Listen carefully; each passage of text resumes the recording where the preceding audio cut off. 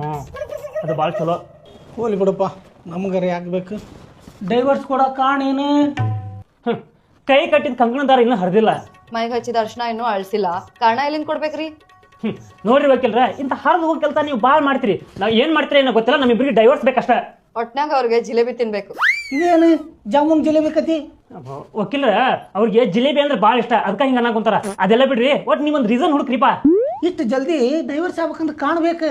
ಹುಡುಕ್ರಿ ಮತ್ತೆ ಡೈವರ್ಸ್ ಕೊಡ್ಬೇಕು ಇವ್ರಿಗೆ. ವಕೀಲ್ರ, ನಾ ಈಗಿನ ರೇಪ್ ಮಾಡಕ್ ಕುಂತಿದ್ದೆ ಅಂತ ಕೇಸ್ ಬರ್ಕರಿ. ಮದುವೆಗೆ ಆಕಿನ ರೇಪ್ ಅನ್ನಲ್ಲದಕ್ಕ ಹುಡುಗ ಅಡ್ವಾನ್ಸ್ ಅದನ ಅಂತ ಅರ್ಥ. ಒಂದ್ ಕೆಲ್ಸ ಮಾಡ್ರಿ, ಹೆಂಗೂ ಇವ್ರಿಗೆ ಜಿಲೇಬಿ ಅಂತಂದ್ರೆ ಭಾಳ ಇಷ್ಟ ಅಲ್ಲ, ಹುಡುಗಿಗೆ ಜಿಲೇಬಿ ಮಾಡಕ್ ಬರ್ಲಿಲ್ಲ ಅಂತ ಹೇಳಿ ಡಿವೋರ್ಸ್ ಕೊಡ ಅಂತ ಹೇಳಿ ಬರ್ಕೋರಿ. ಬೇರೆದ್ರ ಕಡೆಯಿಂದ ಮಾಡ್ಸ್ಕೊಂಡ್ ಬರ್ಬೋದು, ಇಲ್ಲ ಅಂಗಡಿಯಾಗ ತಂದಿರ್ಬೋದು. ಹೆಂಡತಿ ಕೈಯಾಗಿಂದ ಮಾಡ್ಸ್ಕೊಂಡ್ ತಿನ್ಬೇಕಂತಂದ್ರ ಇದು ಭಾಳ ಹೊಲಸ ಬಿಟ್ಟಾಕತಿ. ಜಿಲೇಬಿ ಮಾಡಾಕ ಬರ್ಲಿಲ್ಲ ಅಂತ ಹೇಳಿ ಕೋರ್ಟ್ನಾಗ ಕೇಸ್ ಹಾಕಿದ್ರೆ ಜನಕ್ಕೆ ಗೊತ್ತಾದ್ರೆ ಬೂಟ್ ತಗೊಂಡು ಹೊಡಿತಾರ. ಈ ಜಿಲೇಬಿ ಕತ್ತಿ ಬಿಡ್ರಿ.